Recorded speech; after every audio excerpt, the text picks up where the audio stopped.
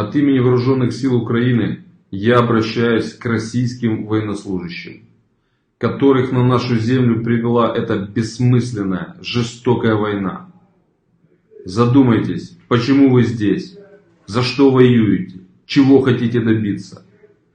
Надеюсь, вы убедились, что здесь вас никто не ждал и что вам нечего делать на нашей земле. Поверьте, наше дело правое, а вы инструмент в руках своих правителей. Мы даем вам возможность вернуться к своим родным, не потерять свою жизнь и достоинство.